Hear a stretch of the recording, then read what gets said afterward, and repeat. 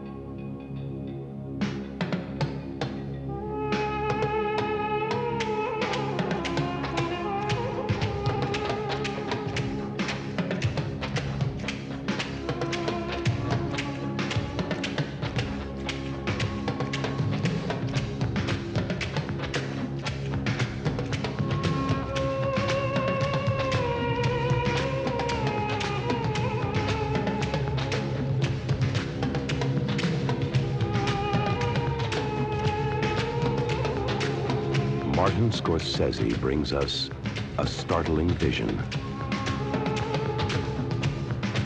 an extraordinary story. The last temptation of Christ.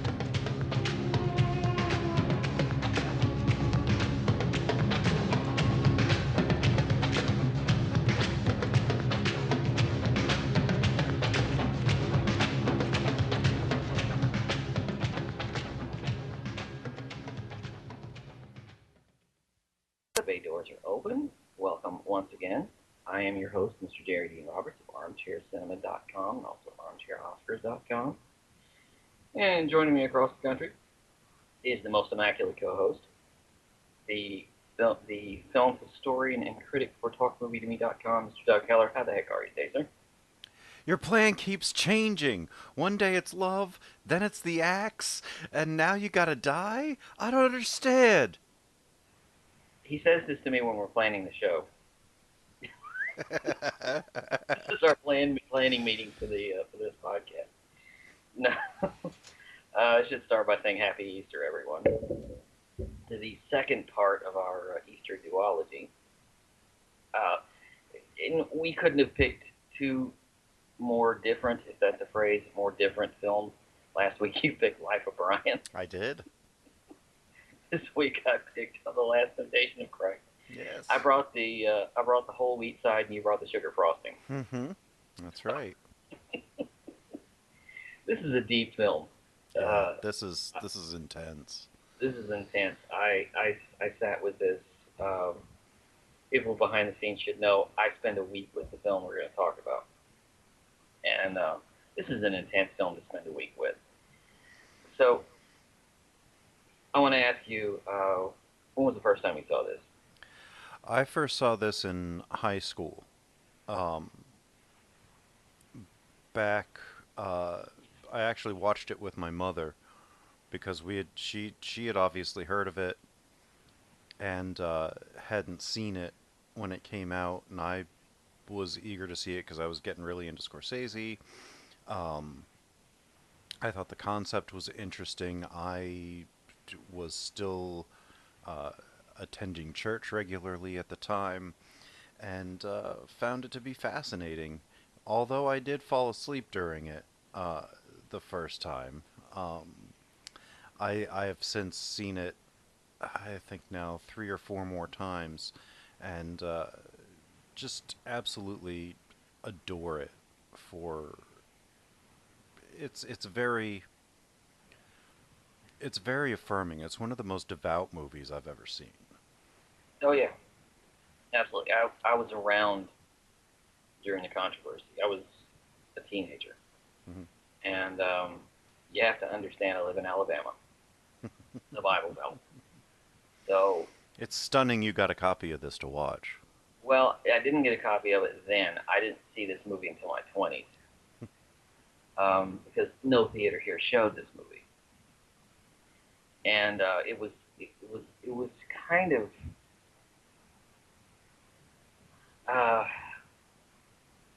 you didn't even say the title, because it was like nobody had seen it, but everybody knew what it was about.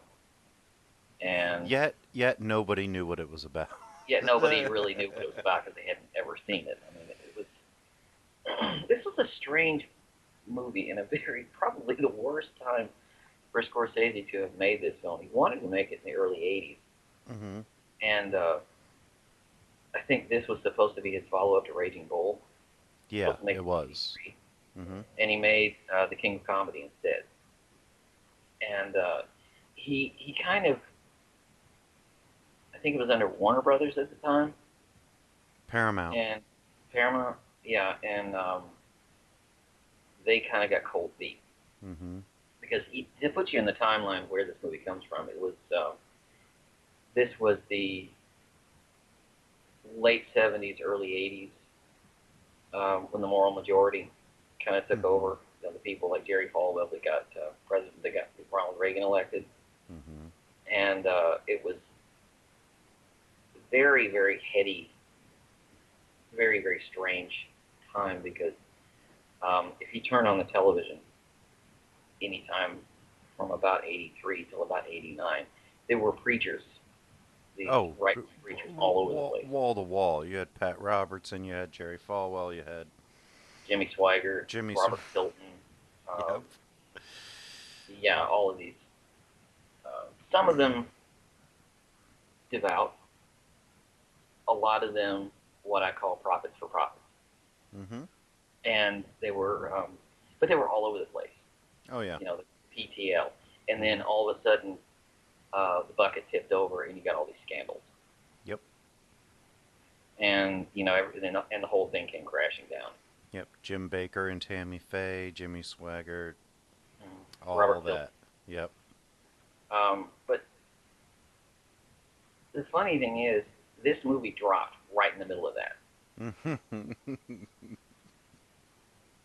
And I remember all of these guys in suits, all these know-it-alls, talking about how bad the film was, and they'd never even seen it.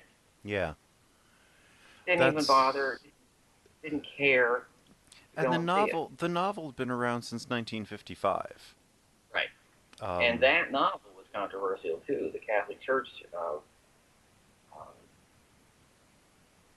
the Catholic Church kind of decried that film, or kind of decried that book as well. And it mhm. wasn't. I think Scorsese had been given the book, I think, in the early '70s. In '72 by Barbara Hershey while they were making Boxcar Bertha. The only other He film had he made outdoors. right. He had said to her that he always wanted to make a movie about the life of Jesus, and she says, "Well, have I got a book for you?" And she gave it to him, and he read it over the next 5 6 years because he said he wasn't a very good reader. Uh, it wasn't part of his upbringing, so it took him a long time to read books. And I think this is like a 600-page book anyway. Have you ever tried to read it? I have never tried to read it. No, It's rough. It's that's what I not. understand. I started it about 5 years ago, and it's hard to read. It's not really about a plot. It's more about ideas. Mm-hmm. And I'm not alone. I've heard a lot of people say it's tough to read. He wrote it in German. Of course, Nikos Kazantzakis was Greek, but he wrote it in Yeah. German, and it was translated, and it was just. I read the first few pages, and I was like, I'm not in this. I guess the synopsis actually ended up going to Mm. SparkNotes.com and reading the synopsis, and I got more from that than I ever did in the few pages that I read from the book. But it's a hard read. Yeah. I can't imagine how in the world they ever adapted it. Well, the funny thing is, I listened to the commentary on the Criterion Blu-ray, and Paul Schrader said that he was having trouble with parts of it, so he went away for a weekend and read it twice. I'm like, "Shit, there must not have been anything to do there." Like, Must have been in a cabin with just nothing but a that's table and what it a kind of typewriter was, and I a bed. think. And he said he read it through, and this was like the second or third time he'd read it, or more than once, but he read it twice in one weekend and figured out how to approach the story. I'm And like, God. this book had a gestation period, or this script had a gestation period. Mm-hmm. Because the one that came around, the script that he wrote in 82, 83, barely resembles what ended up on the screen. Right, because Martin Scorsese and his former film critic friend Jay Cox rewrote it over the next 5 or 6 years. And even though Paul Schrader's still the only one credited with the screenplay. And that's where I have a problem with it, because with the controversy, because these idiots who supposedly, these idiots who were um, pounding the podium about this movie got a hold of that original script. Mm-hmm. And I remember Jerry Falwell going on about it, and he was quoting things that he had read in the script that weren't even in the movie. Right. There was a line, his tongue tasted like a hot coal in my mouth. Mm-hmm. That's not in the movie. That's in an early draft of the script. Mm-hmm. And it's like he just picked out that one little line from the script, and it's like, just go see the movie. See, that's the whole thing with controversy and religious movies that don't just, play Jesus's greatest hits or something. The same thing happened with Life of Brian. The same thing happened with Dogma in 1999. People just assume that because it's not just telling you the story that you don't have to think about, and he walked on water and turned water into wine and raised Lazarus, and that it died on the cross and got up, and then that was it. uh, People get really, they decide, well, if this doesn't tell the exact same story that I've seen a billion times and I've read, then it must be blasphemous, Yeah. and I'm not going to. We shouldn't have anything to do with it. And Well, last week when we talked about Life of Brian, we brought up this debate that John Cleese and Michael Palin had with these two so-called experts. Mhm. But I'll give the experts this. While I disagree with them, I will say this. They went to see the movie. Right. The problem, and I kind of tried to work this out, is like, why would you pound the podium about a movie you didn't see? And I thought to myself, well, if I'm a minister, with a big television ministry, the Jerry Roberts Crusades or whatever, Mm-hmm. and I'm on television every week, and my congregation is out there, and they're expecting me to beat the drum about this. Mm-hmm. They're expecting me to throw rocks at it. Because they've already heard stuff about it, so. Yeah. Mm-hmm. And they're expecting me to get up there and just thunder it.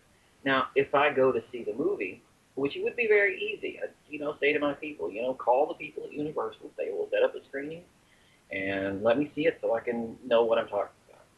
Well, your congregation doesn't want that. Mm-hmm. No matter what, they want you to beat up on this film, and if you go to see it, then you may have less to beat up on. And if you Right. have less to beat up on, that's less money for your ministry. Mm-hmm. Mm-hmm. That's Mm-hmm. where it comes from. See, the flip side's also true. My mother-in-law grew up in North Carolina, in Wilmington, and your dog really wants to get in on this conversation.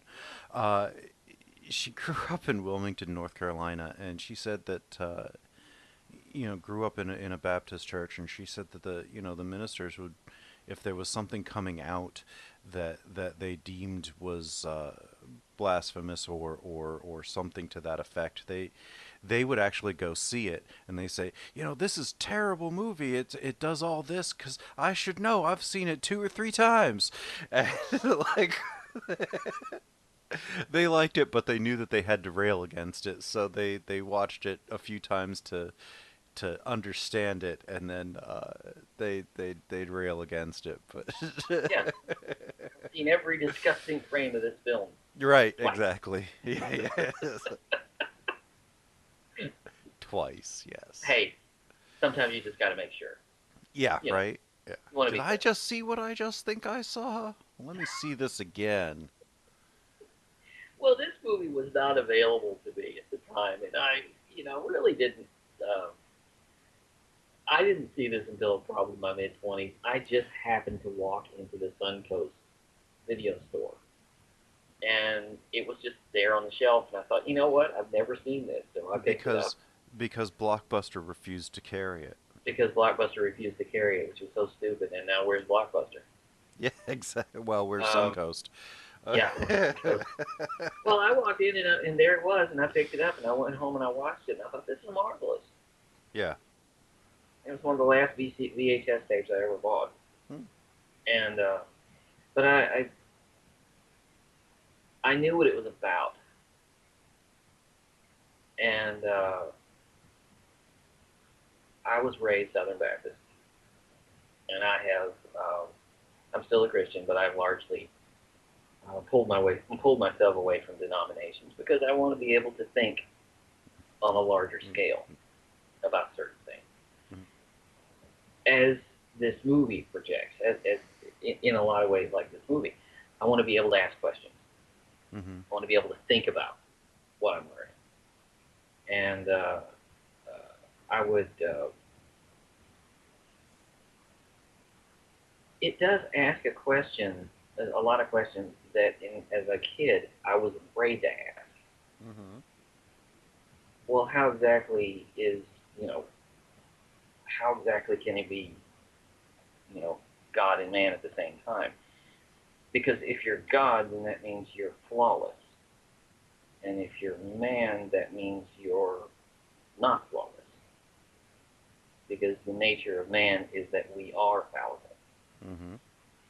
And this is something that we've struggled with. This started, I think, in 451 AD. The Council of Chalcedon declared that the person of Jesus Christ was both fully human and fully divine. Mhm. This is something we've had to deal with ever since. This question, because you can't be both, and it was difficult. And I think this is the only movie I can ever think of that actually addressed that. Well, yeah, this is the only movie that shows Jesus as a person and not just as this white light and enveloped being floating across the earth. Like this shows that he did struggle, and there are numerous accounts, um, that you see every year if you go to Easter services. That he goes to the Garden of Gethsemane and says, "Well, let this cup pass from me." He doesn't want to do it, Mm-hmm. and he had his own doubts, and it, this was refreshing because it humanized the Jesus character more than any other um, film ever really did, but it also reinforces the idea that he is also divine. Mm-hmm. It's like when I when I still believe I'm gonna be talking like I know what I'm talking about because I do. We're just two guys, you know. Just because I don't believe in it doesn't mean that I don't know what I'm talking about. But So, you can learn from Jesus and not necessarily believe in God. I know that's a well, yeah, strange concept, yeah. but But I mean, I spent a long time in the church. I was really devout. I was a Lutheran, um, and it's funny. I got into an argument once with a with a teacher of all people during a study hall. She was Mormon, and she goes, "Well, it doesn't make sense. Jesus can't be man and God. He's either God or they can't all be the same person. The Trinity. They don't believe in that." And I said, "Well, yeah, I can." And she goes, "Well, how?" And I said, "Well, because it's God." yeah. It's like the concept of God enables this to be plausible. If God is plausible, Jesus as God as man is plausible. Right. I mean, on my side of it now, I don't think any of it's particularly plausible, but he once you've accepted the concept of God, then the whole Jesus being both is not shouldn't rack your brain because it is what it is. You know, like Well, my upbringing was, um, how do I say this without sounding negative? There were a lot of questions that I had that went unanswered. There was a lot that I wanted to know, hmm See, I was and actually encouraged to ask those questions, so I wasn't. yeah. And I would ask the question, but I think people would not answer the question, or the adults around me would not answer the question, chiefly because they didn't want to have to go into it, Or they didn't know or they didn't know. because they never But asked the question themselves. my question, because my, I don't want this to sound lame, but my journey with him has always been trying to find the humanity in him. And if you go to the Bible and you study the journey, the immediate journey from the time that he becomes a revolutionary to the time he's crucified, there's a lot of fear in him. hmm In particular, and I'm trying to find a pathway to get to him as a human being, because I don't know God. I don't really, well, I mean, I do, but I don't relate to the divinity. I just accept it. That's a hard thing to relate to. Yeah, it's a hard thing to relate to. It's easier to relate. Omnipotence, omniscience, and omnipresence isn't really relatable. Yeah, it's not really relatable. I just accept it. So with Jesus, I'm always, at this point, I'm always trying to find the human quality. Because the way it was taught to me, it was God putting on human flesh and coming down to become one of us and see what it was like to be us. hmm Now that's a beautiful idea. That's a beautiful concept. But I'm always looking for the human quality. And that scene, that moment you were talking about in the Garden of Gethsemane before he's arrested, when he sits down and he's scared, he falls down on his knees. And Father, in you all things are possible. Take this cup away from me. hmm And I'm thinking that's a beautiful idea. That's a beautiful thing. Yeah, and this, I mean, you see uh, different representations that they always put that in, Mm-hmm. but they seldom make it like he's believable, like it usually looks like he's trying to pass it off for a little while, Yeah, not don't make me the Messiah. Like, right. did you cast this off of me? Uh, even in Mel Gibson's 2004 um, torture porn, uh, Passion of the Christ, uh, he's committed wholeheartedly while still trying to get out of it, sorta. Like, That movie, that movie was a little light on substance. uh, you think It was, a little light on substance and a little heavy on whips. That was yeah, it was very light on substance. It how do I say this? And I said this at the time. You could tell Mel Gibson was a Catholic oh, yeah. because Catholicism leans very heavily on the suffering. My upbringing has always leaned very heavy on the resurrection, Mhm. the afterwards, Mhm. the glory of the resurrection, what have you. And but you could tell that this was the story he was raised with. Right. And having been raised a Lutheran, I'm going to borrow from Robin Williams, who said this about Episcopals, but Lutheranism is Catholicism light. It's the same religion and half the guilt. Yeah. It's Well, and it's always, you're trying to find a way. This is not going to make people happy. You're always trying to find a way to deal with it. Mhm. Because this is the most famous man in human history. And generally, let's face it, the only thing we know about him comes at best secondhand. Because you're dealing with, Yeah. it's pretty much agreed that the Gospels were not written by eyewitnesses. There was one that was. I think either John Mhm. or Luke. No. John or Matthew was actually written by the apostle, apparently. The rest of them were written over 100 years later Yeah, yeah. by people But who descendants of descendants of. and they're all differing accounts. Mm-hmm. There's every one of them has different stories, It's different poor. ideas. It's poor storytelling, is what it is. But But they're all well. I don't see them as stories. I see them as accounts, and they're not all the same. right. There's certain things in. It'd be pretty boring if it were all the same. If it Yeah. was like four Yeah. four different gospels of just the same thing over and over and over. It's like, okay, you know what? Why didn't you just condense this into one? Because There's an old cartoon. I love this where there's an old cartoon where Jesus is sitting around with the apostles, and he says, "Okay, I'm only going to say this. I'm only going to tell this story once because I don't want this told 4 different ways."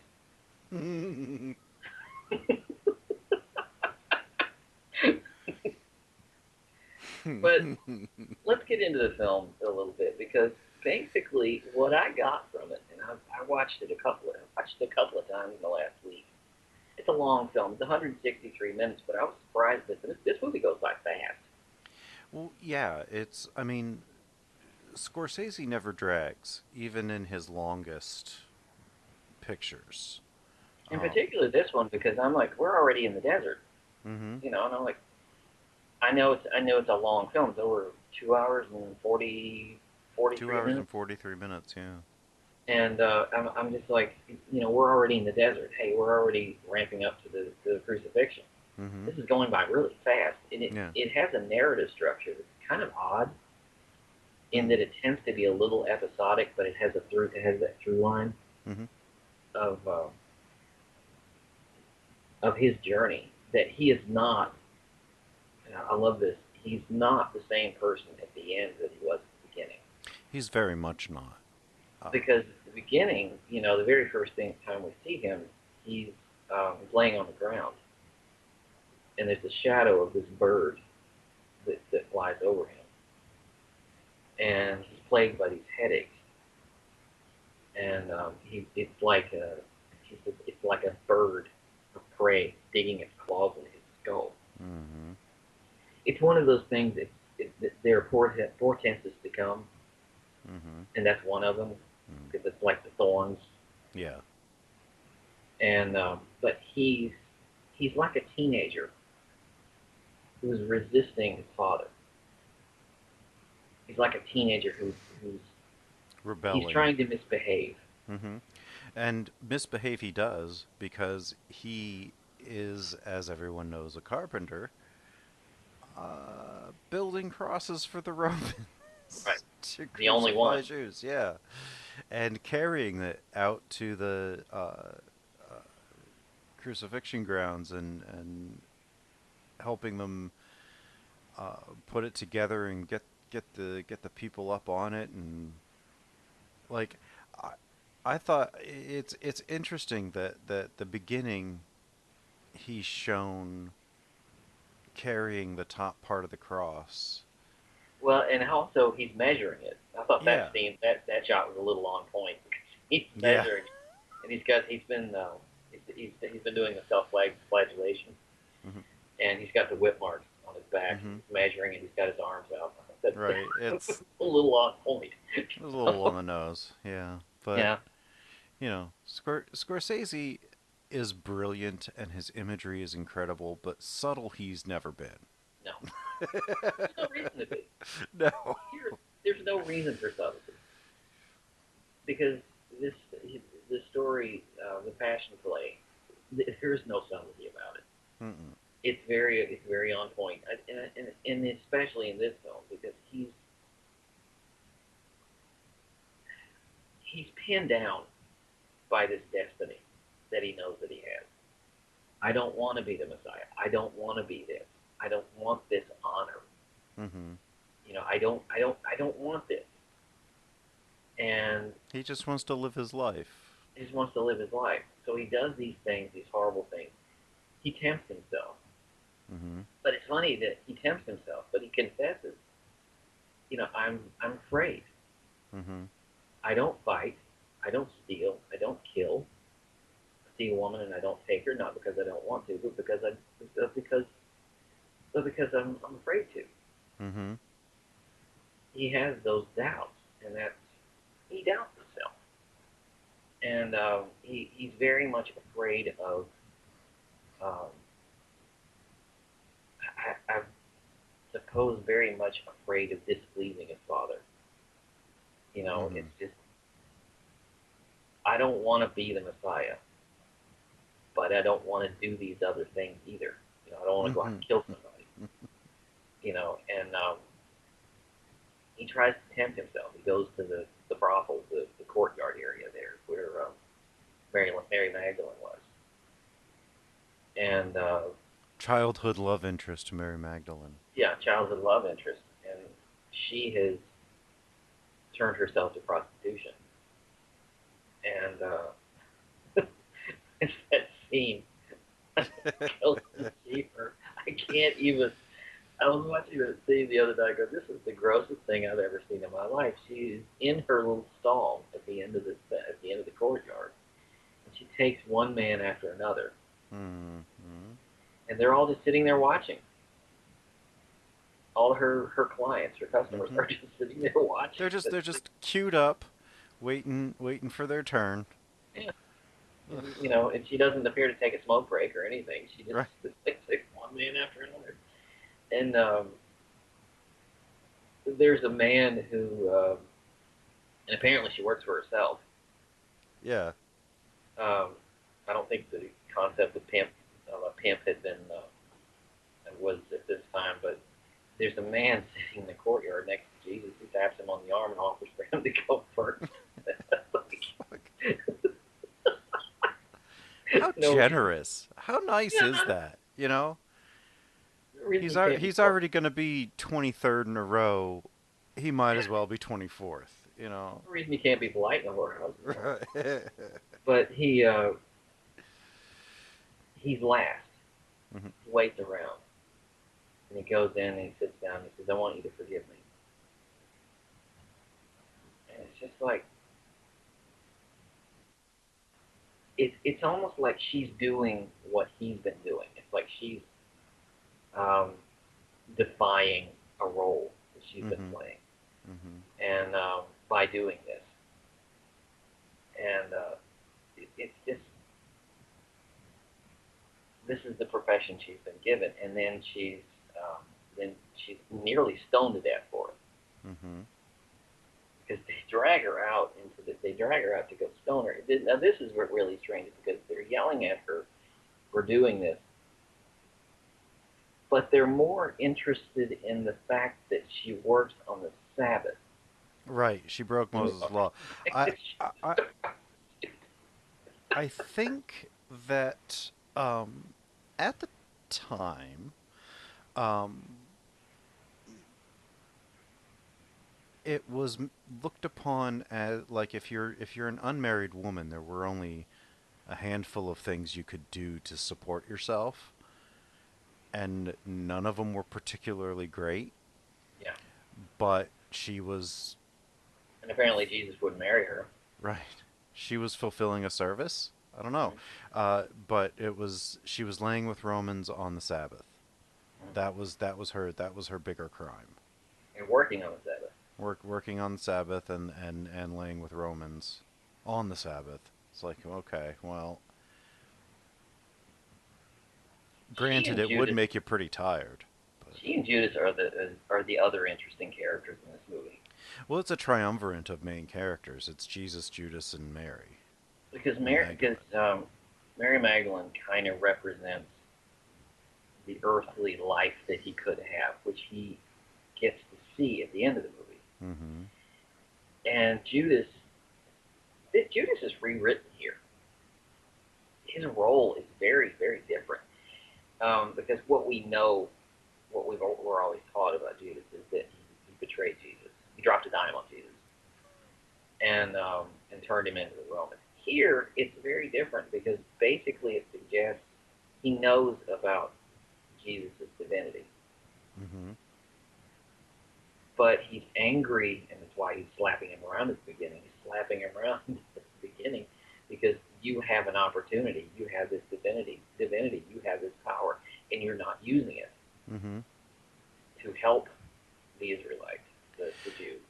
They also, for Judas, uh, combined aspects of other apostles, Mm-hmm. because they have Judas being one of the zealots that was with Saul, who became Saint Paul.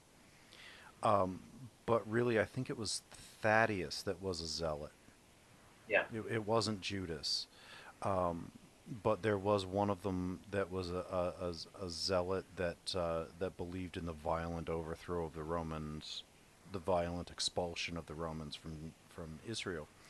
yeah, And here they've got Judas as that, but he's also like Jesus's oldest friend, other than Mary Magdalene, and they've basically grown up together. And he keeps giving him. He was told to kill him, but he doesn't want to, so he doesn't, and then he ends up following him, and he's Jesus gives him the task of keeping him on point, right.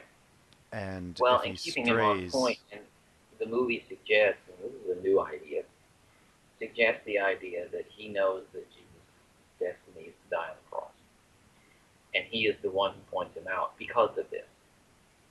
yeah, because Jesus And asked him to. He said, right, "This is what needs to happen to get everything to go the way it's supposed to, and I need you to go tell them where I am so that they can arrest me and crucify me." He's like, I don't want to do that. Like, identifies him by kissing him. right. And it's an interesting turn because we always thought of Judas being this sort of blasphemous, or well, not blasphemous, but this sort of betrayer. Hmm. And here it suggested that he knew his divinity. He knew what was going to happen, and that happened. There's a breaking point in this movie because Willem Dafoe's performance as Jesus, by the way, is remarkable Mm. because Mm. it's such a journey. Because you see the misbehaving child at the beginning, not wanting to have anything to do with any of this, not wanting to have anything to do with this idea of divinity. He wants, as you said, he wants to live his life. There's a breaking point when he goes to the desert, and he goes on a fast 40 days. He goes to the desert. He is tempted in this really strange, surreal circumstances. He draws a circle and stands. He says, I will not leave this circle until you give me a sign. Again, challenging the Father. Hmm. And what is this? It's a cobra, then there's a lion, and then there's Pillar of fire. pillar of fire, and then John the Baptist. Hmm. And they're all trying to tempt him, and he doesn't take it. He doesn't. He resists all of it Hmm. because it's all Satan. Yeah.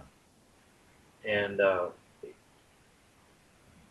it's interesting that he puts himself in that role. He puts himself in that. No one forces him to go out there. Right. No, he because he went to that I guess the where those monks were out in the outskirts, and they Right. said the god of life is also the god of the desert. Go out in the desert, and then you'll be able to know him. That was part of their, I guess, probably their rituals. And he's if this isn't a clue that this is a narrative device of some sort in the Bible, or that he was really divine. He spends 40 days without food or water. You Right. can't do And if I spent 40 days without food or water, I'd probably see lions and snakes and pillars of No, fire too. you'd be dead. You you can you can only make it, I think, about a week and a half or two without water, three without food, and Yeah. that's beyond 4 weeks. So it's you'd be dead, very He goes out. painfully. He goes out in the desert. What's interesting is that when he comes back, he's a completely different character because there's that surreal theme, the really surreal theme where he comes back, and the disciples are sitting around and he comes out sort of out of the dark. Hmm. He's standing there by the firelight and he reaches into his chest and pulls out his own heart. Hmm. And it's this very bizarre moment. It's like this is the changeover. This is when I'm beginning to accept my divinity, and I'm Right. beginning to accept the role that I am. Because after that, he becomes a revolutionary. Hmm. The problem is that after he becomes a revolutionary, he doesn't really. He seems not to know where to go. A lot of the things that he does when he's trying to talk to the people, when he's trying to talk to these large crowds, he knows what he's saying, but what he's putting across sounds insane based on the Hmm. circumstances. But He sounds like a nutcase sometimes. he Like does. when he starts yelling about, when he goes to the temple, and he overturns the money changers tables, uh, because that's how the temples made their money, is that they would exchange Roman denarii for Israeli shekels, so that there weren't false gods being brought into the temple, images of false gods being brought into the temple for offerings. So they made money off of exchange rates, and so that people could donate the money that they just exchanged. So they get money off of the denarii, and then they get money off of the shekels that they just Right. exchanged. And you know, he Jesus is like, this is a place of worship, not a marketplace. Right.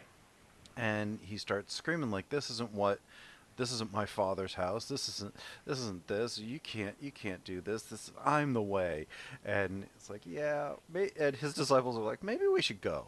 There's an Maybe we should image. get out of here. There's an image that stays with me from this film. It's when he's turning over the tables, the money changers. He takes one of them and he throws it up in the air, and in slow motion, the money comes back down, and it's both the Roman Hmm. denarii and then the shekels, and they're all mixed together. Hmm. It's all the same thing, Yeah. and it's all worthless. What is it really worth? It's like it's as it comes back down, it's like it's only money. Hmm. And apparently Defoe got so into that scene that after one of the takes, he looked over and saw the cinematographer Michael Bajas hunched over the camera. He had apparently hit him in the head with one of the gold plates. Knocked him out. He needed stitches in his head. Ouch! Please don't kill the cinematographer. But no, it's interesting. It's like that image of those coins. Hmm. It's like it's worthless Yeah, yeah. It's in just regards to what Jesus is trying to sell. that's He's trying basically it. He's like, it doesn't matter. God doesn't care about shekels or denarii. Like, he just doesn't care what you take in. He doesn't care what you guys do here. This, except using his name to make your money, basically. That's, I thought about this because, as I said, the scene in the desert is the breaking point, hmm the tipping point. When his heart and his mind changes and he decides to um, embrace his divinity. I wonder if he had gone to the brothel after coming back from the desert, if he would have thrown those guys out of there. probably. Um, I wonder if that, because he's not the same person at this point. Right, but she was already following him. She was out of the trade of prostitution at that point. Magdalene was. No, I mean I'm just saying Well, it would yeah, be yeah. interesting because Maybe, maybe. yeah, The maybe. whole seven deadly sins and lust and not going after that all came after Jesus. That was Matthew and Paul that brought those up. Um, that wasn't Jesus. Jesus just the only specific person that Jesus spoke against were the rich who did not give back their money and people who were divorced. That was it. Yeah. That was it. No gay people, no people sleeping with whores, no polygamists. None of that mattered to him. Well, there's another event that takes place that I think is also the tipping point, is the fact that when he goes to the outskirts of this town and he sees and he listens to John the Baptist, hmm played by Andre Gregory, a really good performance. hmm Um, that's the Andre of My Dinner with Andre. Right. In the commentary, I think Willem Dafoe says it's my baptism with Andre. Yeah. Well, he goes out there and basically what you have is a first century tent revival. Yeah. Basically, what he's putting on. These people are out there. They're naked. They're dancing around. They're shaking. They're doing all the things you see in the old time religion. People are, and he is at odds with John hmm because John believes that you have to fight with an axe, and Jesus believes you have to fight with the heart. And what Jesus says in this great line, he says, "If I were a fire, I would burn. If I were an axe, I would cut. But I'm a heart and I love. That's all I know how to do." hmm That's a great line, by the way. Yeah, it is. And he goes and he is baptized by John. hmm And he goes into the desert, and then what the tipping point, the other thing that happens is that when he comes back out of the desert, he learns from Mary and Martha that Herod has cut off John's head. hmm Put it And on he a realizes, silver platter for his. yeah, Yeah. Yeah. and he realizes what a dire situation this is. Yeah. And he embraces the divinity. He begins performing miracles. hmm But the funny thing about that is there's no joy in it. No, not He really. goes and he heals a blind man, but there's a look on his face that just seems to say, I'm baffled by what I'm doing."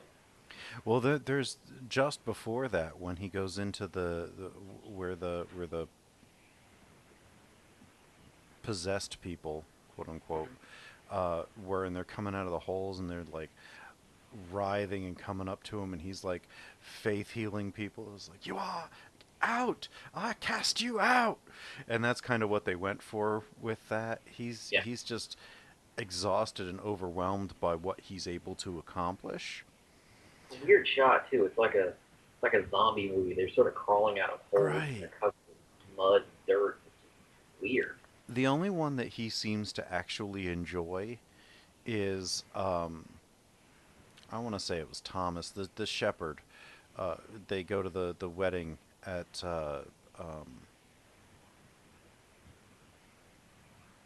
no, I can't remember the town. Um, and they run out of wine, and he goes, "Well, what's in those?"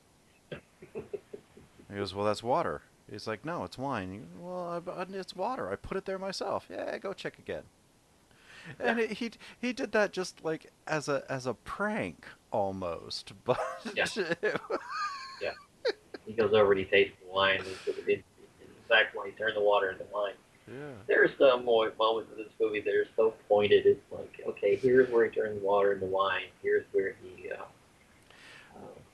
heals the blind. Here's where he, all those things we've heard about. Hmm. The miracles. It's like, okay, here it is. Hmm.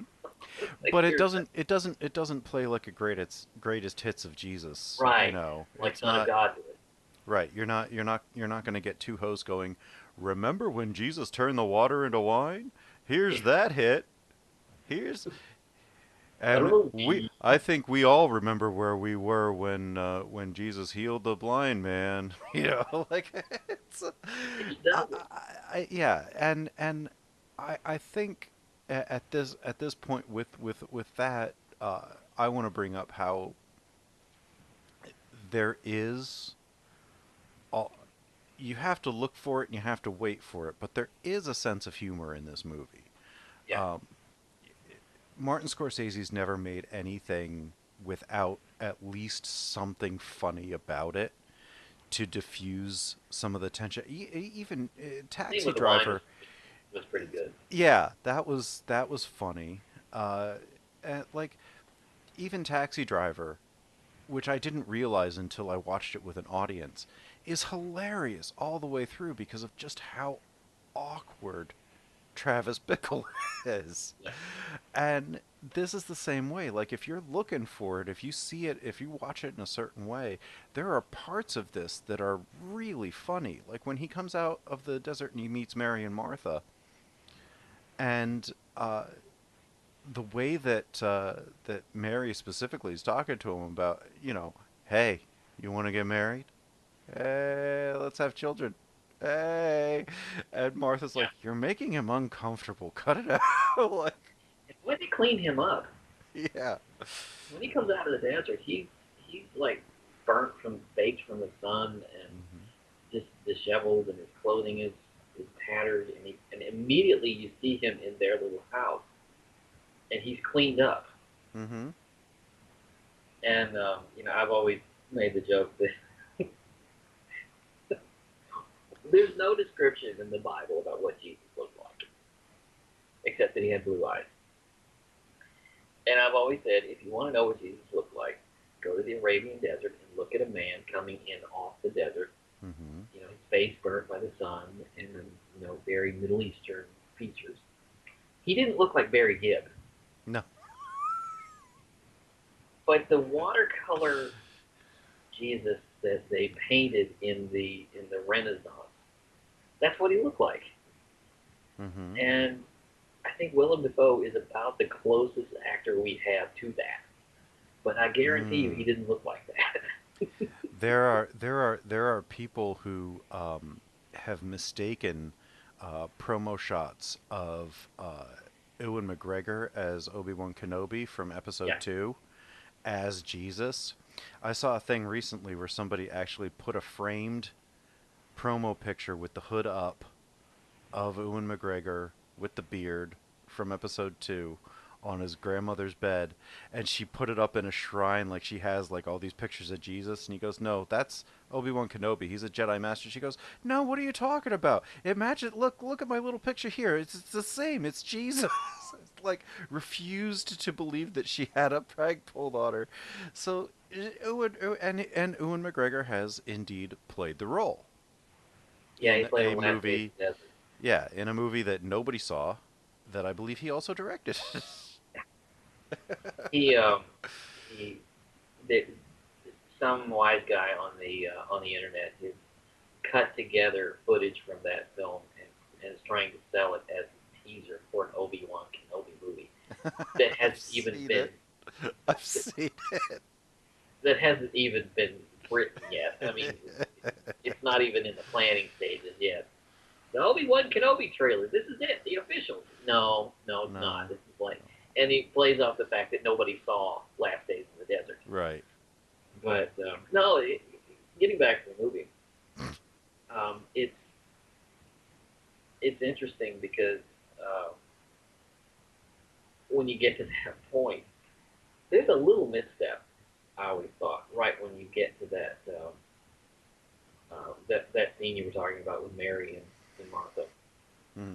um, because that's when he hears about John the Baptist Yeah. and Herod cut off his head.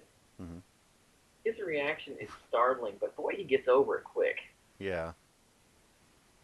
Well, just imagine if he got told the whole story behind it. Like, Yeah, I think you're like John the Baptist. Let me tell you, when I was uh, when I was a little kid learning about the Bible story, John the Baptist was always the most fascinating because this was a guy. He was the survivor man of his day, yeah, living and out in the desert, living off of what, locusts and honey, and yeah, he ate bugs and lived off of the wild man of the desert. Yeah. yeah. He was kind of a Grizzly Adams type, Yeah, yeah. and yeah, I always found him fascinating because he was this. I always said if he lived now, he'd be a political revolutionary. He'd be the guy chaining himself to trees, Right, laying right, down and the bulldozer and that kind get of thing. yeah, breaking into research facilities and letting the animals out. Yeah, and he was not quiet You in his opinion. He was always talking, he was yelling about beware the brood of vipers, get the road ready for the Lord, that kind of thing. And that's why Herod cut off his head, mm-hmm. because he made a lot of noise. Mm-hmm. And what's interesting is you see now, after this, Jesus starting to make a lot of noise and preaching and performing miracles. He goes, and this is interesting because at the beginning of the movie, when he makes that cross, it's for Lazarus because they go and they nail Lazarus and crucify him, and then he is later called a few days later to raise Lazarus from the dead.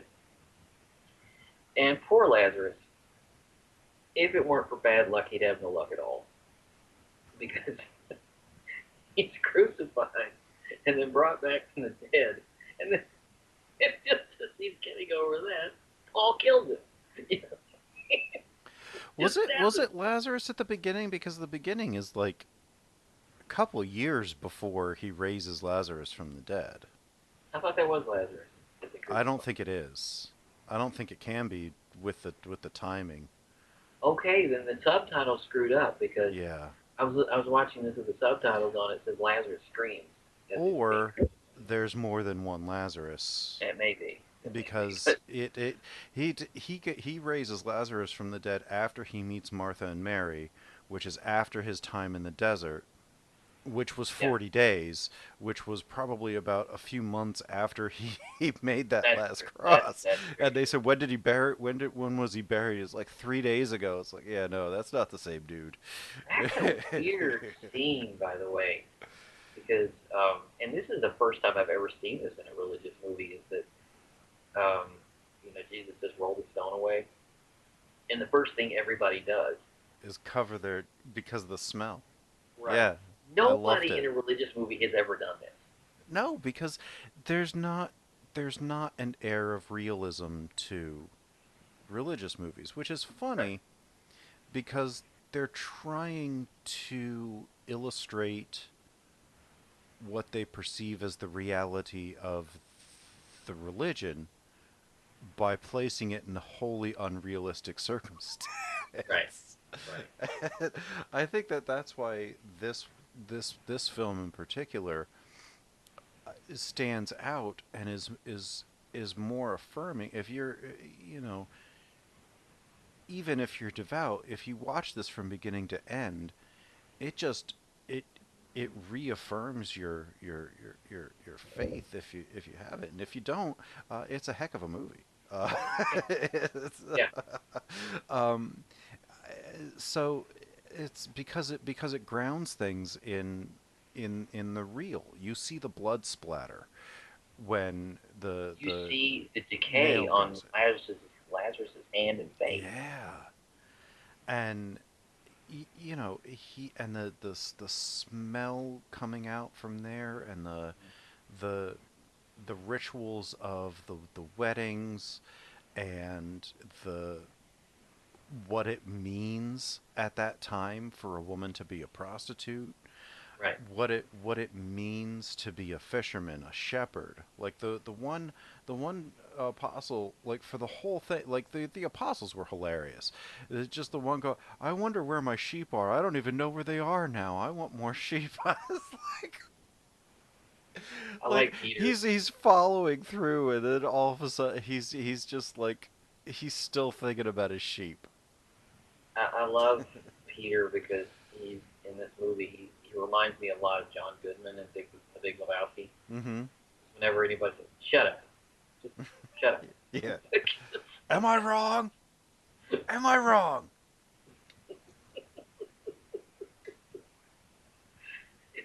They're all they don't have a big part in this movie, but I'm always interested because I was interested in their role because it seems to be, what are we doing? Mm-hmm. We know we're following this man for some reason. Yeah, We just haven't they have got about as they have about as much of a clue as Jesus does most of the right. time, and i- but they still they follow him. But I like that they ask questions, Mhm. because they do in the Bible as well. They ask And there are times when he questions, doesn't have an answer. right? But instead of the normal presentation of them, which is just blind faith, just rolling after him. Whatever you say, Master. Whatever you say. Yeah, there's a It's scene not where that. he's walking away and Peter walks up and, Master, we want to know what's the plan. What is your plan? What are we doing next? And he doesn't have an answer Mm-hmm. because even he doesn't know. Yeah. And Because he said at one point that he was just he opens his mouth and God speaks, so he doesn't know what he's going to do next. He just kind of follows in the moment when he feels he's told to do something. yeah, And he did sit down and map out a strategy like, okay, so I'm going to go out in the desert for 40 days. I'm going to see if I get tempted by the devil. Okay, when I come back, we're going to go in to Jerusalem into the temple. We're going to raise some hell, and then we're going to leave, and then we're going to come back. Everybody's going to be really happy, and then I'm going to get arrested and die on the cross. All right, break. And like, there's no yeah, because huddle up here. when he throws the anointing changers out, he makes a proclamation. He says, He says, this temple will be destroyed in 3 days. I don't think that's something that was coming from him. That was something that was coming from God. And he really didn't know he knew it would happen, but he didn't know what to expect. And when it happens, it's not. It turns out to be a prophecy, Mm-hmm. not a violent uprising as everyone's expecting. It turns out to Mm-hmm. be a prophecy because he has the stigmata, his hands start bleeding. Mm-hmm. And that's to let everybody know that this is going to happen. Because he gets up there and the Romans are attacking and he doesn't know what to do. He is, I hate to use the word, but sort of dumbstruck Mm-hmm. because he looks at Judas and he says, Judas, help me. Yeah, get me out of here. Because even we hear in his mind, he's like praying, like, okay, now what? I think this is what you wanted me to do. So what do I do now? And he's just standing there. People are waiting for his orders. He's like, He like, can't call him to violence. no. He's not that kind of person. The Roger Ebert had a very interesting commentary on this. The scene where he raises Lazarus, they pull away the stone, and he's looking into the tomb. It's complete blackness, and he says it's emblematic of how he would have seen his own role in all of this. Mm-hmm. A dark void at which he can't see anything. Mm-hmm. He knows it's there, but he can't see it. It's this blackness. Um, it's like he knows that he has the divinity, but he can only know what he knows. And looking into this void is like looking into the mystery of all that he was, and all that he was asked to do. Mm-hmm. So this movie really does try to get into his head in a lot of ways, get into his mind and show you and illustrate in bold colors Mm-hmm. the confusion that he had, the amazing amount of this situation, given you or I, we would be confused. Well, yeah. But Yeah, yeah. he has to be humble about it. He has to be humble about it. He has to be. He can't incite to violence because that's not what he does. Right, right, right. He gets started on that path, but then he realizes, well, this isn't the right way to go. So, once he starts down that path, he's like, well, I don't know where to go from here. I'm gonna leave and then come back if, with Right. with more of an idea here. All right, let's. And he's frustrating those around him because they're like, no idea what to do. Mm-hmm. There is one scene I wanted to ask you about that I've seen this movie several times and I'm not quite understanding this. There's a point late in the film when he sees his mother Mm-hmm. and he says, I have no mother. Mm-hmm. He says, I have no father. My father is in heaven. Mm-hmm. And he breaks her heart. Mm-hmm. I didn't quite understand that. I didn't quite understand what that was about. That's actually from the Bible. Um, he's at that point turning his back on his human part Mm-hmm. and embracing his divinity full force, and it that's why he's denying Mary her anything, her sympathy, her love. He's just, he's trying to move on from the life of the flesh, because at that point I believe he has acknowledged that he's got to die. So he's like, well, if I got to do this, I'm not going to hold on to anything here that would make me second guess and not do this. So if he in a way disowns his mother, he doesn't have someone there to be worried about, well, okay, so I'm only 33 and I'm not married and I didn't have kids. What's going to happen to my family name? My mother's going to be devastated. And I like how they never show Joseph. Because Yeah. he's basically absent by this point in the Bible too. Like there's this whole big gap of time that we see Jesus up until he's like 3 or 4 years old, and then we skip until he's like 30, and there's a there's a huge gap in between there. Uh, Maybe Joseph died. I don't know, but I He disappears. He pretty much disappears from the Bible shortly after yeah. um, Jesus' birth. Yeah. I mean, he's there. I think he's mentioned in the parts when he's little, like when the wise men come, and uh, he starts doing some prophecy stuff when when he's just learning to speak and stuff. Right. But then he's just not there. I personally kind of wish that specifically Kazakis, but then Schrader and Scorsese and Cox would have included perhaps um, siblings of Jesus. Because if you Yeah. think about it, I mean, yeah, okay, so the story goes that Mary was a virgin when she had him, but she was married. Yeah. She wasn't, they weren't going to just stop at one child. That wasn't the way of the times. And you would have to assume that she would have other, unless God in the ultimate thing said, nope, you're not having any more kids, and made her barren after the one.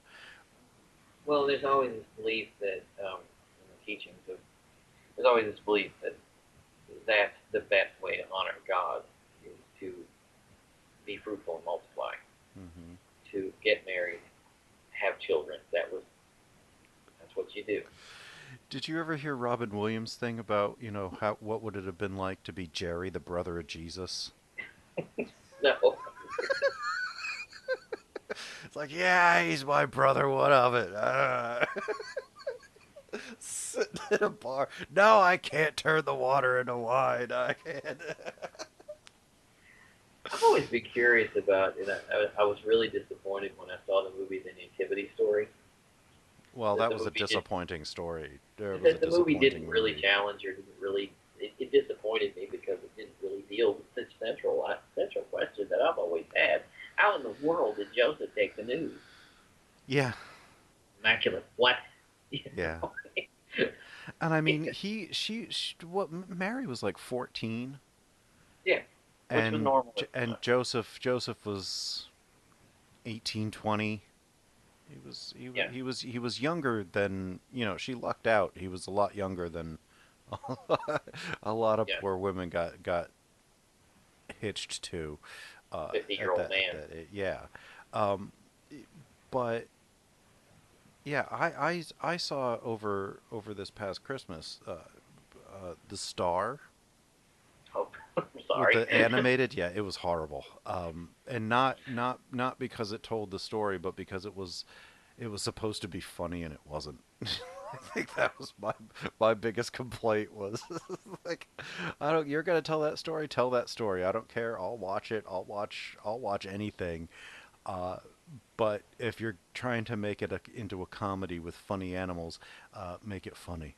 Uh, Yeah, and it wasn't. It was. it's at the same level of Davy and Goliath or something like that. I mean, it's just Davy and Goliath, it was at least was somewhat funny in yeah. parts from time to time. Well, I think we should move on to the part that really got this movie in trouble, Oh and that is yeah, The Last and Temptation. the Last Temptation, because they go through a pretty straightforward retelling of uh, a pretty straightforward retelling of the Last Supper. And he says, "This is my body, this is my blood." And Peter reaches in his mouth and he pulls out blood, his actual blood, and again, literalizing this. Transubstantiation, which is something that is actually still taught in some religions. I know Lutheranism believes in transubstantiation, like when you take communion, that it when once you swallow it, it turns into the literal body and blood of Christ. And I was like, Right. really? So basically, we're pseudo cannibals. Like, I don't like that at all. Like, It reminds me that I was thinking of that scene in Lady Bird where they're sitting there eating the communion wafers. yeah, yeah, yeah. It's not. They're not consecrated. It doesn't matter. You're eating It's like they're not the Pringles, body of okay? Christ. Yeah, they're not prick. But anyway, it's pretty straightforward through getting to the crucifixion. And what's interesting is you don't ever see the Roman government. You don't ever see the outside, um, the officials getting nervous. You don't ever see Herod. You hear You about don't Herod once, you don't cut away from Jesus, and that's the right? important thing. He's It's at the all center of the basically movie at from all his times, point of view. right? And the only official you ever see is Pontius Pilate, Played by David Bowie. played by David Bowie. Really good performance He's always because good. I see it whenever I see him in this film, it's always a little bit different because there's a measure of derision, Hmm. but also a little bit of sympathy, just a Hmm. tiny, tiny touch of sympathy, and but a lot of this is what I have to do. You Right, must and understand. this sequence with Pilate is radically different than any other Right, exactly. because every other story, every other telling you see of this, he's brought into a great hall. There's a whole slew of people.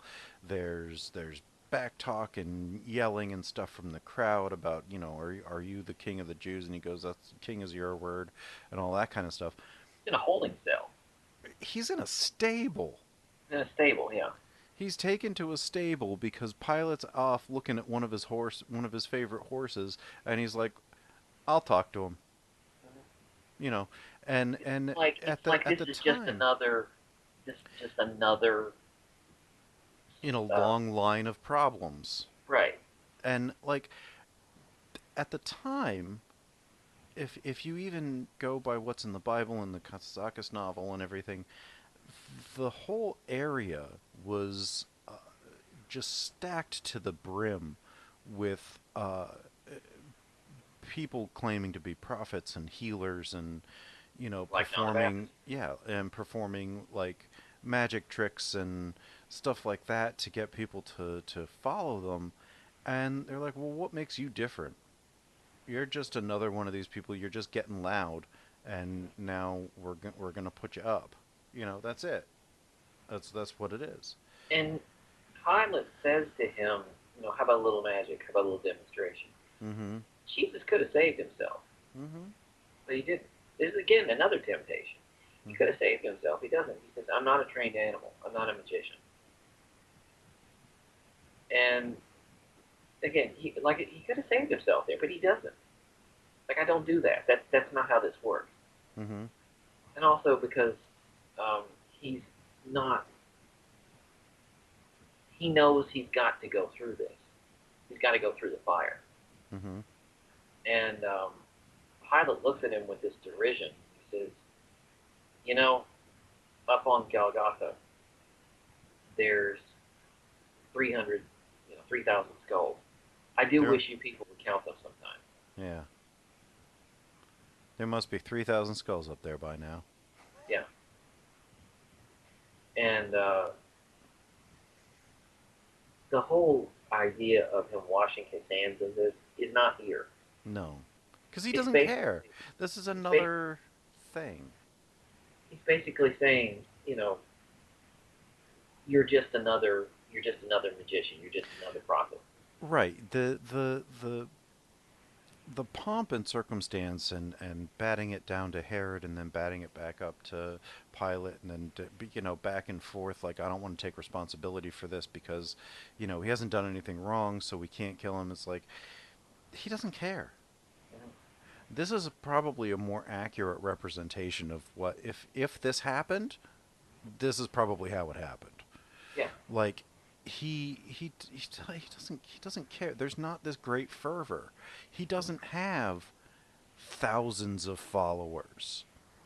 All of that happens later, Right. long after his death, and it's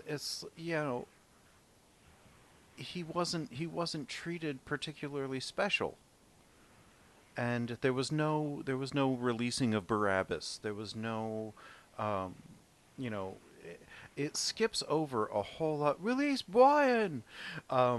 It skips Thinking over. that. Well, I still like it when we were both watching it, but we were in different parts of it. We didn't start watching it at the same time, which we have done quite accidentally at Yeah. times. You were a little bit further on in it than I was when I started watching it. I think Sunday night, and or Saturday or Sunday, and you just mentioned to me I had just started it, and you're like, I just can't help but thinking that Life of Brian is happening just over the hill, and I'm like, great, now I'm not going to be able to not think about that.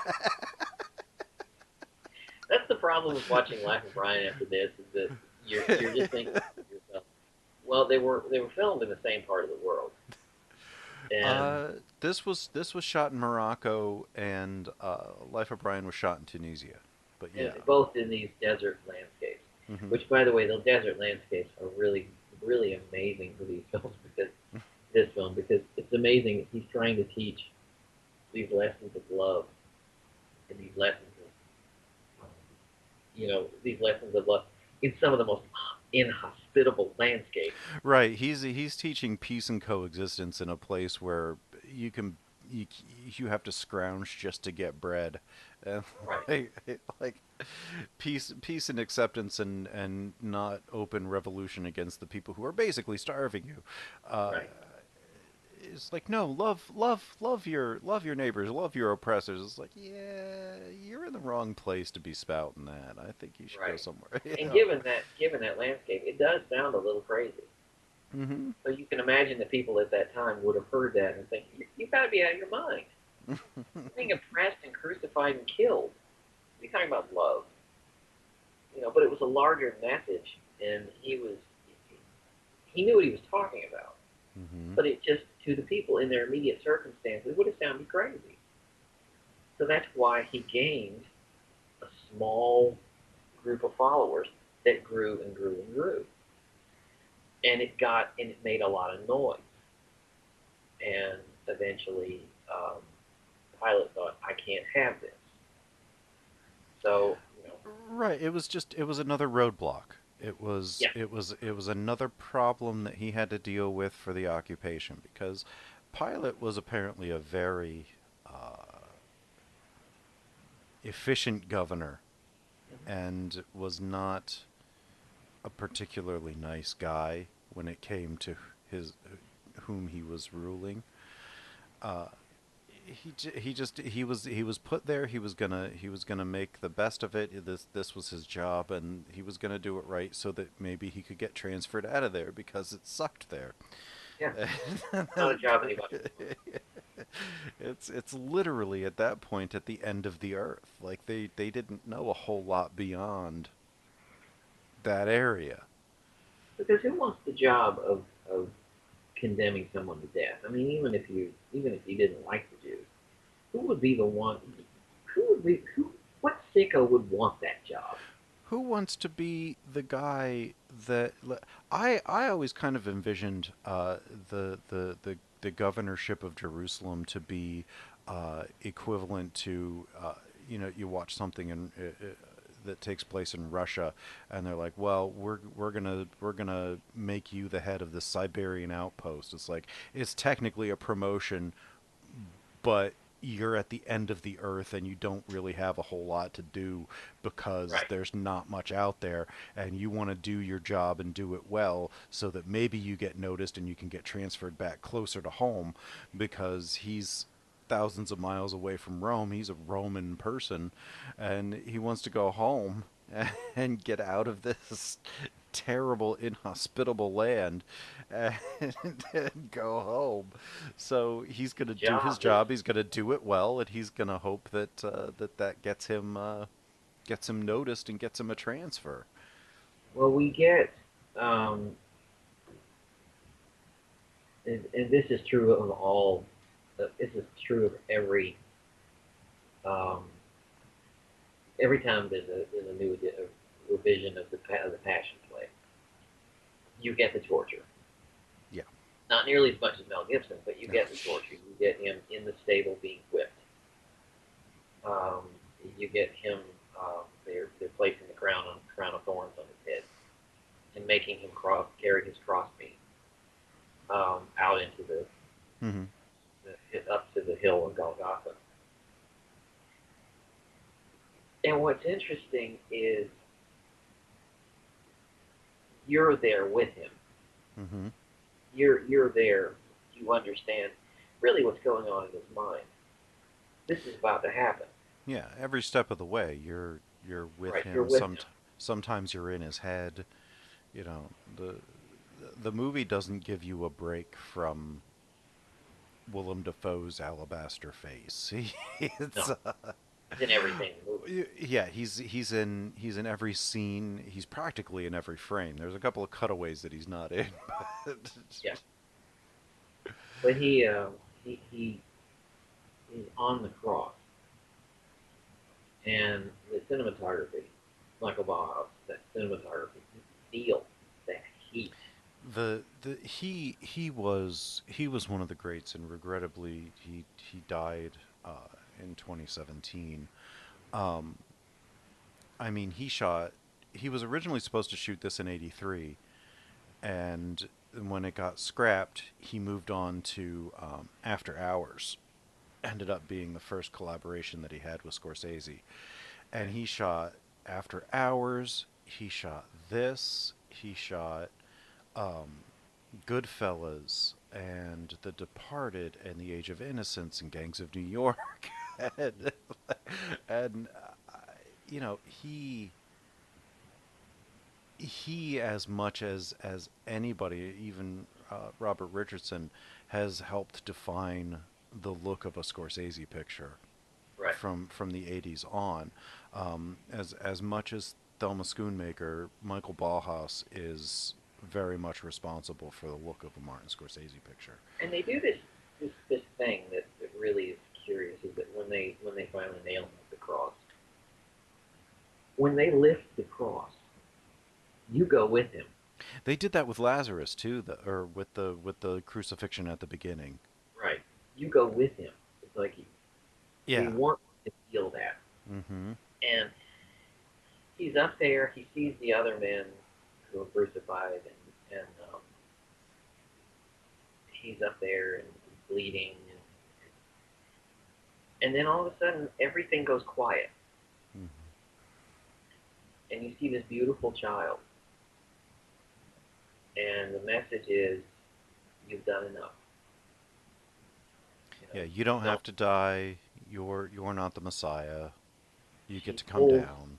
the nails out and she kisses his wounds, pulls him down. He says, "I don't have to die."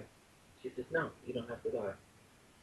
And then we go into this rather lengthy scene, at which I'm presuming it to be either a dream or a hallucination, in which he has a long series of images of what his life would have been like had he given into the temptation to not be crucified. Right. He gets taken by the his guard the little girl that claims to be his guardian angel. And there's a wedding party coming up, and he goes, "Well, who's getting married?" And she goes, "Well, it's you." And there's Magdalene, and they get married. They have a little shack out in the middle of nowhere. She gets pregnant. God comes in and kills her. She For died in what childbirth. reason, I don't know. And so She does the died in baby. childbirth. Well, he I think the scene that really riles people up is the fact that he does make love to Mary Hmm. Magdalene. Hmm. Hmm. It's not a it's not a it's not the golden light thrusting. No, no. It's a little bit more. Love Uh, making. yeah. There's more of a visual than than Well, just. and the funny thing is, the thing about that is it's only a couple of seconds long, but it's not eroticism at all.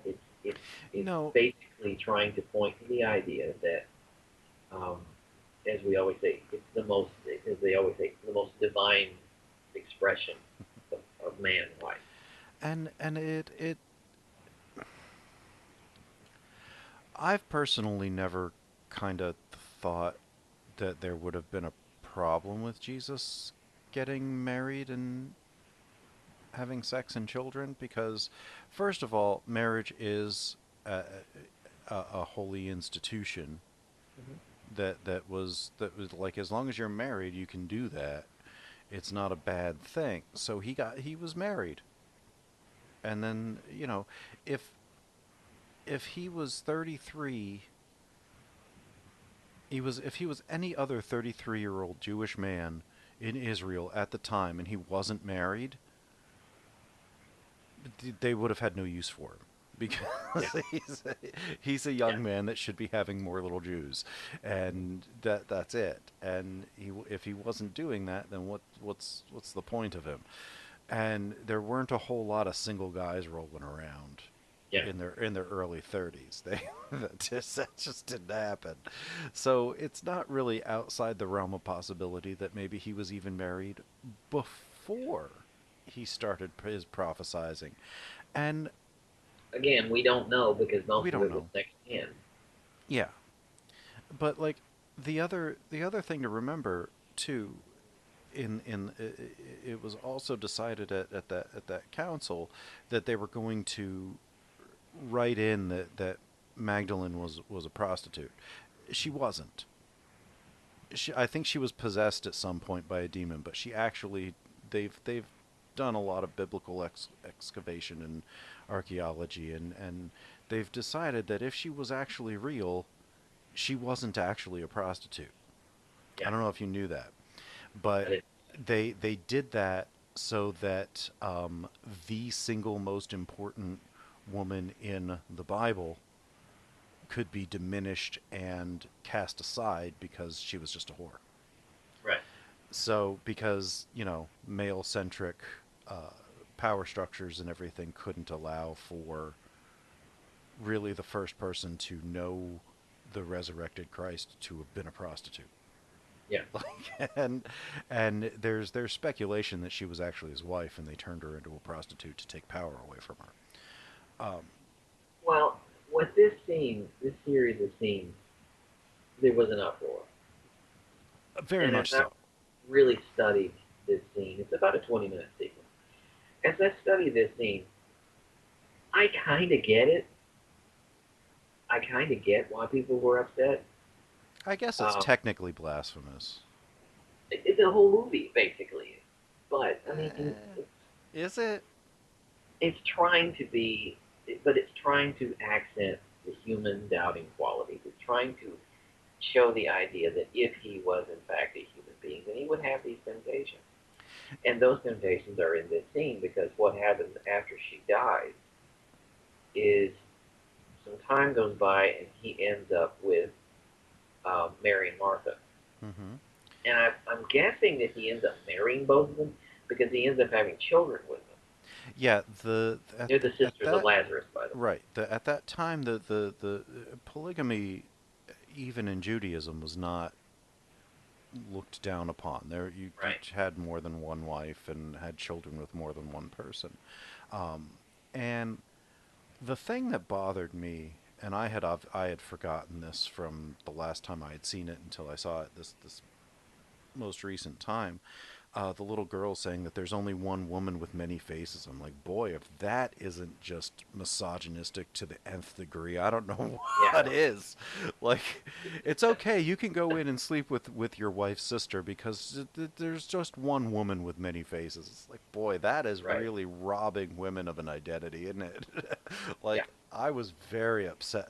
That upset me. Um, not anything else in the movie. That upset me.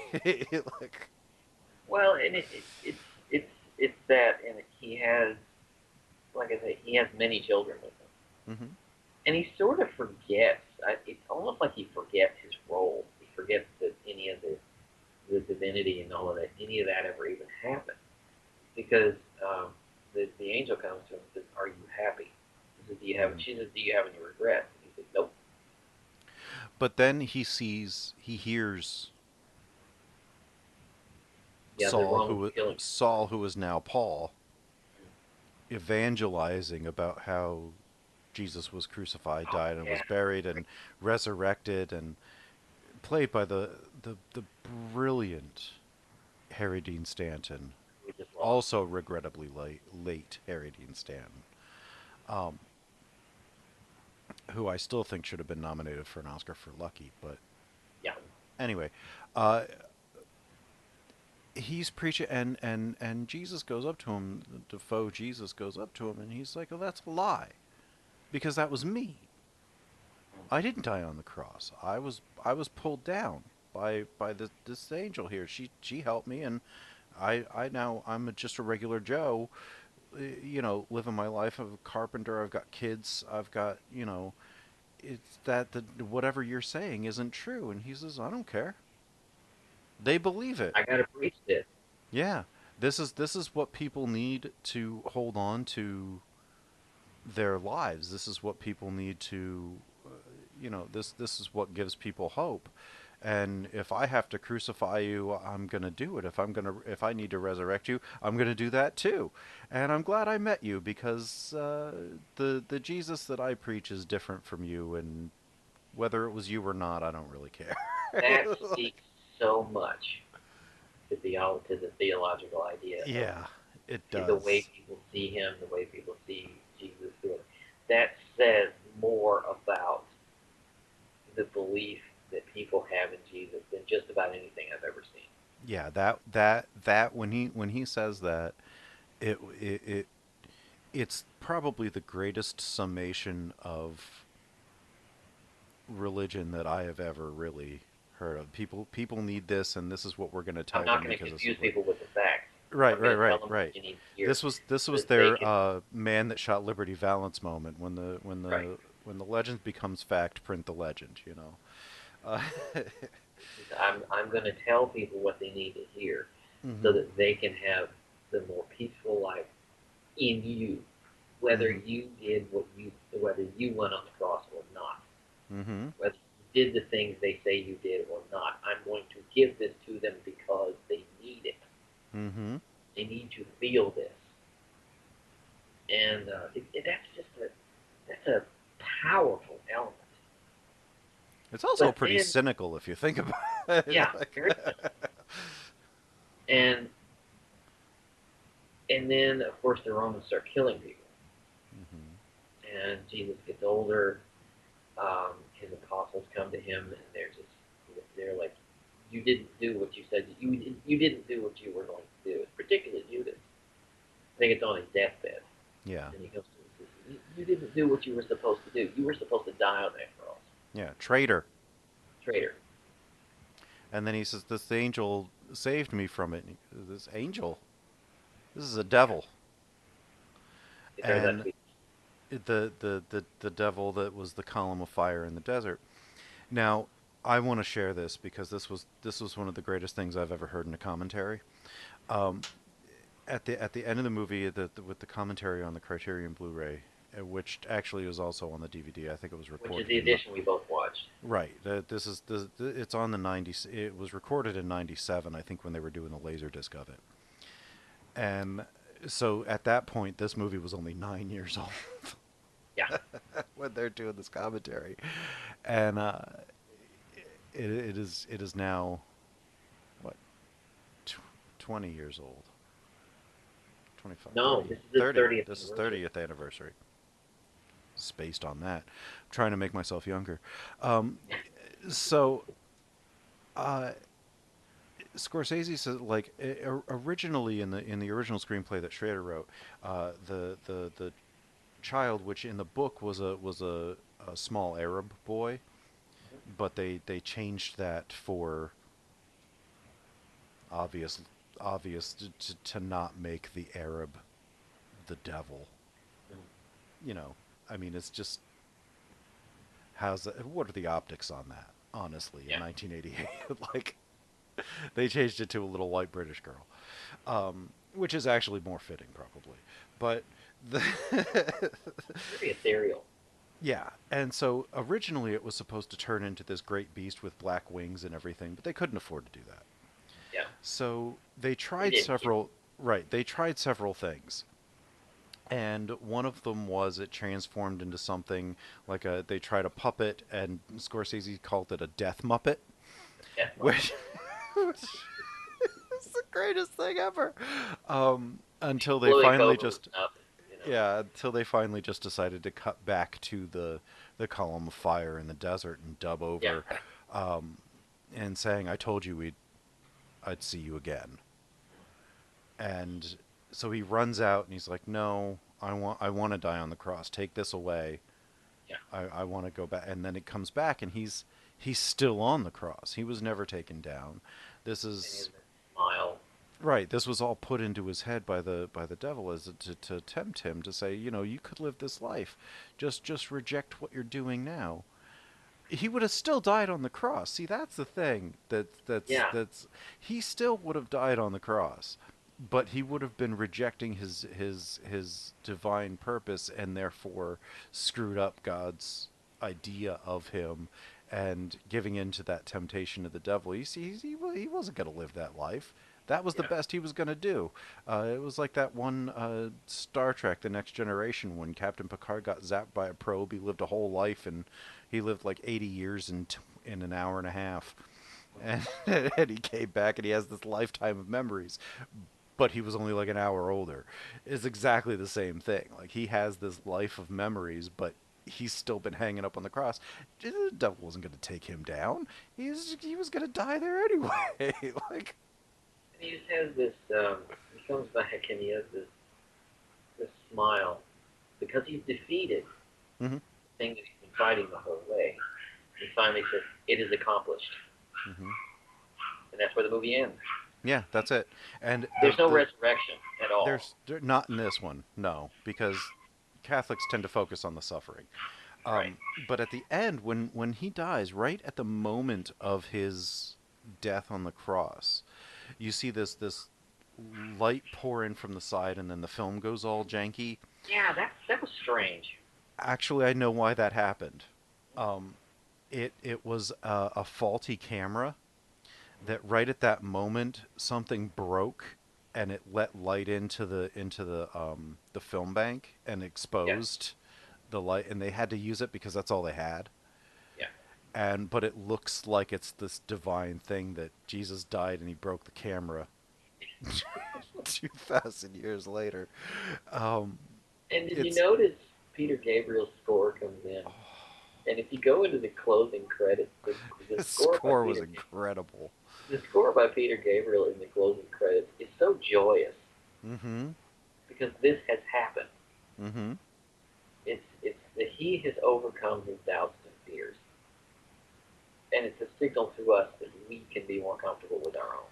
See, and yeah, and I think that I don't this movie didn't need to continue into No, the resurrection.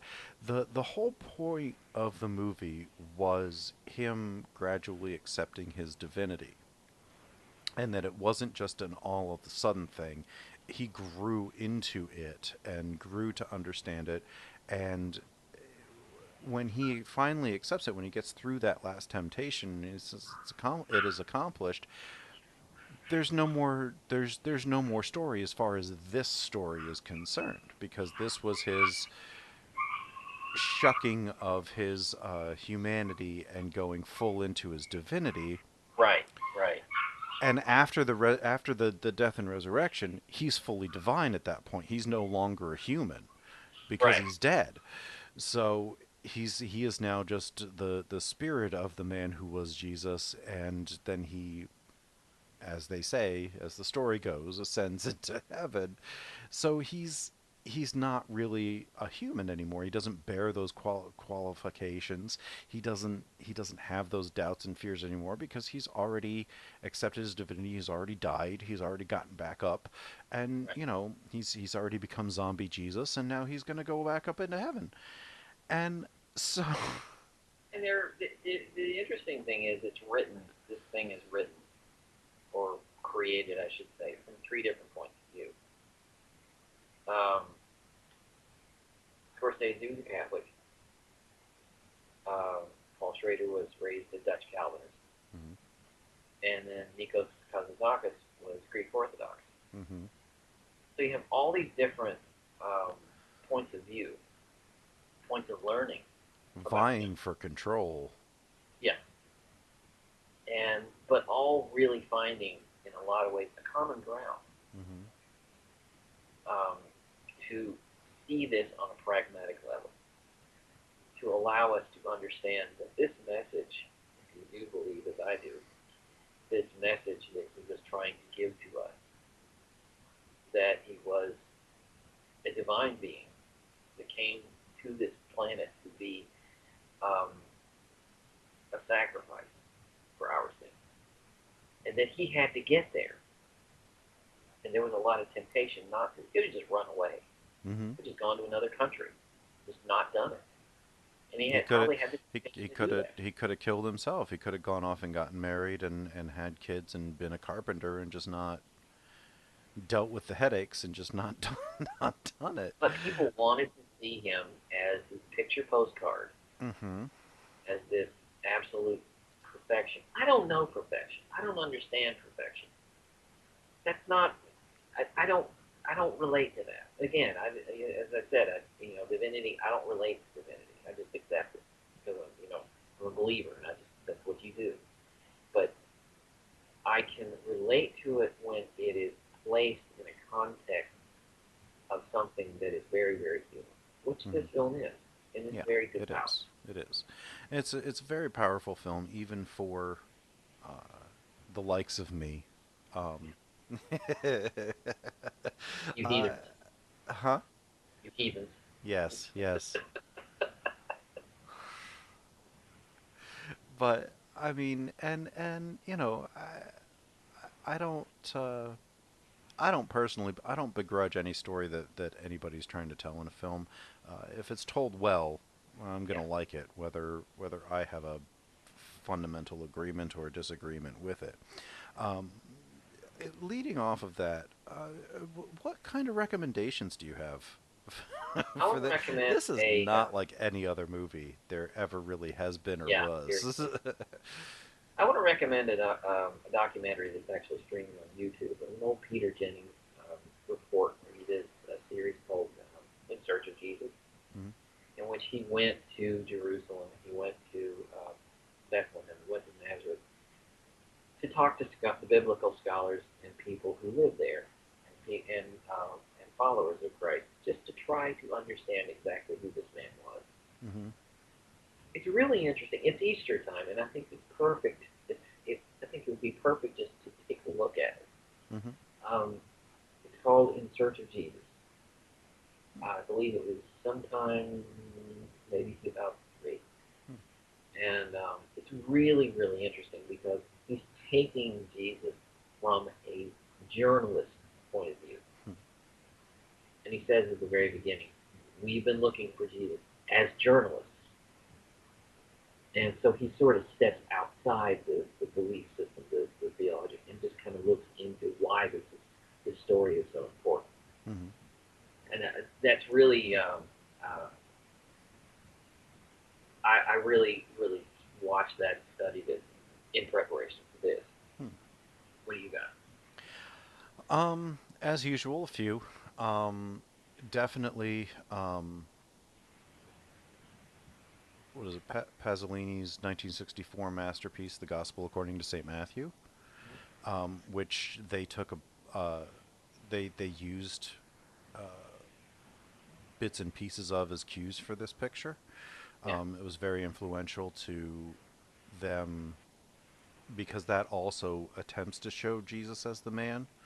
yeah, From a weirdly objective standpoint, because it was made by a communist, an atheist, and it's a beautiful movie. It's that these two are probably the most devout movies that you could ever hope to watch, and to affirm your faith, oddly done by people who didn't really share share it. because they give him the compliment of at least considering who he was Right. outside of the watercolor version. Mm-hmm. Mm-hmm. And if you can stomach it, it's worth it for the cinematography alone. Mel Gibson's Passion of the Christ. It's a heck of a movie. It's not great, and it's really brutal, but uh, I haven't seen it in a long time, but I still remember the lighting choices, especially right at the beginning in the Garden of Gethsemane, and when he's going along the road, it just looks remarkable. Um, but Can I tell you what happened to me? I got to tell you this little story. I'm sorry. I know we're running to the end, but I got to tell this story. I went to see The Passion of the Christ in the theater. I have a so did rule. I. I have a rule for myself. Whenever I go see a movie like this, or like Moonlight, or something like that, I bypass the snacks. Mm, Okay, because it's inappropriate to watch a movie like Moonlight or like Passion of the Christ and sit there and be munching on popcorn and sucking on a soda. It's just to me, personally, this is just me, but I it's always, respectfully disagree, but that's I just always feel like, it's not, it always just feels a little odd to be doing that. But it was when I went to see The Passion, there was a woman, I believe she was there with her husband. She comes in, it's an elderly woman, she comes in with two giant-sized bags of popcorn. it's not even that Thing long of of a movie. nachos, a bag of candy, and two of the biggest sodas. And I'm saying, you're going to sit here and you're going to gorge on a feast while this man dies on a screen.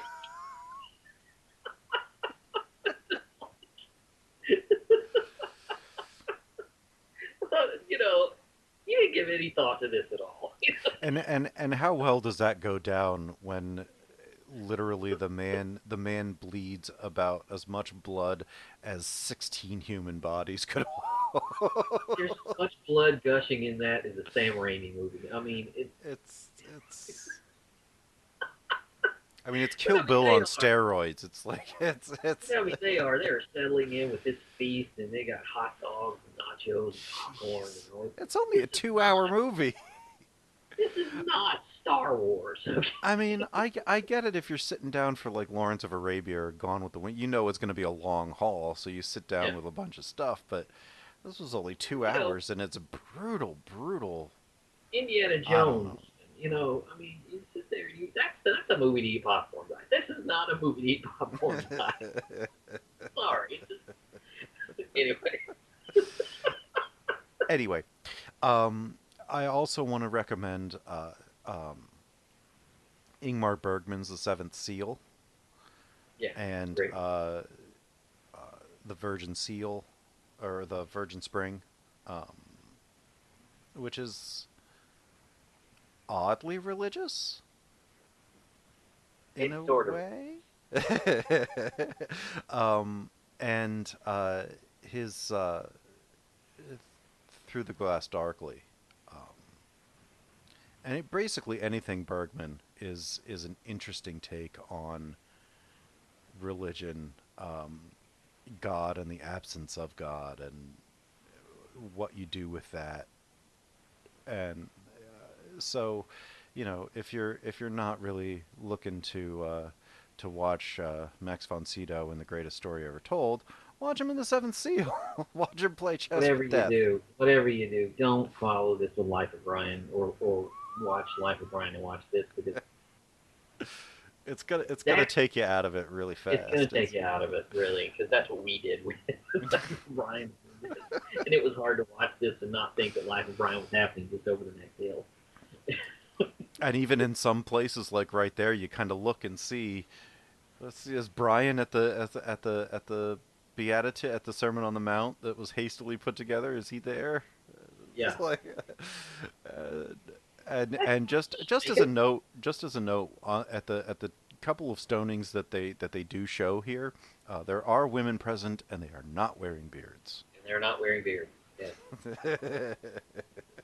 Yeah, I noticed that. I noticed the stoning here. Mary Magdalene. There are women there, and they have rocks in hand. Yeah. And one of the people that's doing the stoning, the one that's the most Zebedee.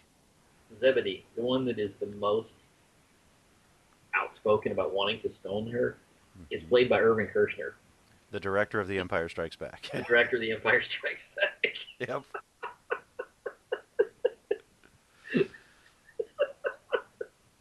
Anyway. So yeah, that I think that about wraps it up for my recommendations and for The Last Temptation of Christ. So I want to thank you all for Fantastic movie. brilliant movie. On behalf of Jerry Dean Roberts, film critic for ArmchairCinema.com. Oh wait, we have to do what's coming up next week. What's coming up next week? We mentioned that this was the 30th anniversary of this film. Well, next week we are going to celebrate, Doug and I, the 50th anniversary of 2001: A Space Odyssey. Yes, we are finally getting to our namesake. I've been asked about this. Like, you guys call yourselves the Pod Bay Girls podcast. and your imagery, your theme is all hell and space and all of that. Why have you not gotten to 2001? Well, this is why, because I've been waiting for the 50th anniversary to Mm-hmm. take place Yeah. the first There was weekend. there was a rhyme and reason to that. Logic would have dictated that we would have started off the podcast with, but you can't jump right in with 2001. You've got to build to that because it's one of my it's in my top. I count the Star Wars trilogy as one movie, so it's in my top three. We're going 2001. from a movie that is devoutly religious to a movie that is not religious at all, No. but both deeply spiritual. Yes. Yes. Uh, That's 2001 is more of the spiritual that I can get behind, so we'll be uh, we'll be talking about that next week, and I'm looking forward to that a lot. There's a whole that might end up being a long episode, just as a warning. On behalf of Jerry Dean Roberts, film critic for ArmchairCinema.com, ArmchairOscars.com, and overthinkingoscars.wordpress.com. You can find him on Twitter at ArmchairCMA. And on behalf of myself, Doug Heller, film critic and film historian for TalkMovieToMe.com.